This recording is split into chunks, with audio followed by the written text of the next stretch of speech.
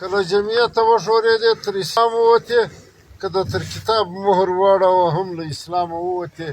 ولې خو موږ د قرآن موږ وایي دغه ستا کتاب قرآن جل جلاله دا ستا کتاب ته یې راوښیه که له قرآن سره یو دی د قرآن نښانه ده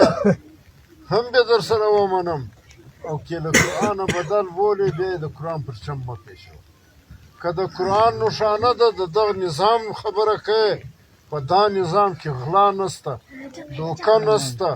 درواغ نسته بې انصافي نسته د یوه حق په بل خوړل نسته ان الله یأمرکم ان تؤدوا الامانات الی اهلها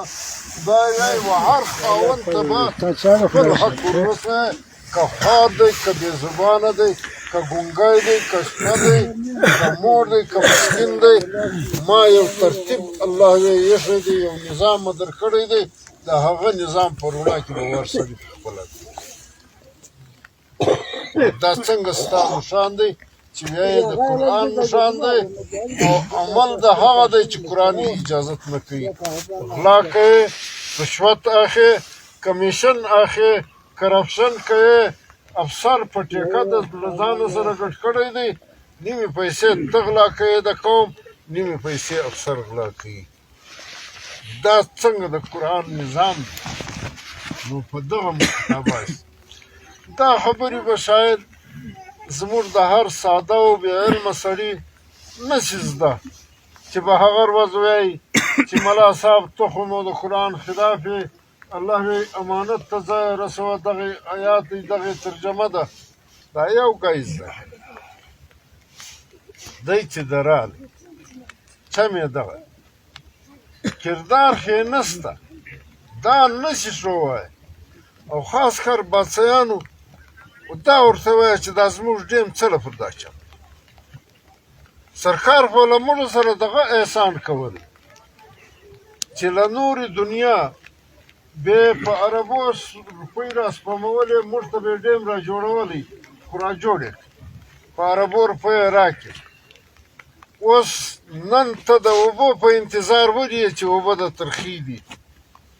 د کښت نه دي قابلي وطن د سپېره پروت دی ته ځې د بل په کولې په کار ننوځې کله ۴۵ شپې کې بند یې کله ۲ شپې کې بند یې دا خواري دا حیراني دا پریشاني تا ته ولې ده خو نن به دا ستا وطن جنت رقمه سرسبز وای باغونه به وای کښتونه به وای مزدوران به ده وای غنم به ده وای هر شی به ده وای د کور له څنګه به وتې سهار مازدیګر به کور ته راتلې خپل ژوند به ده کولی دا اوبه غواړي د اوبو سیستم سرکار دغه دی دلته درته جوړ کړی دی چا خراب کړی د ملا صاحب او د ممبر صاحب او د ټیکهدار صاحب او د افسر صاحب غلا په لګډي خراب کړی دی که نه دی خراب کړی تر کونه یې دړي وتلي دي که نه دي وتلي ولې دا ډول دړي ترې ووتې ولې دا سړی نه شو پیدا چې انجینیره ته مې له انډونیشیا راوستلی له هندوستانه مې راوستلی له چاینا مې راوستلی پروجیکټ ډایرکټر مې لګولی ستا یو نیز په ډیم کې بیا نه دی تم سوی د ده بیا تر کونه دړي ووتې پوره کال خلک تر دغه اوبه نشي پورې وتلی تاسې په عذاب واست که نه واست دا اوبه سونه وه دا اوبه نه وې دا سونه وه دا غله وله دا آبادي وله دا روزګار و که په دغه ډیم کې تمسګې وای نن به دا وطن ګډ کښت و کرونده وله ماشینان به کچېدېدو روزګار به وی ته به پر کور په نس موړ وي دا چا خراب کړي حکومت پاکستان خراب کړی تا ته خو په عربونو روپۍ درکړي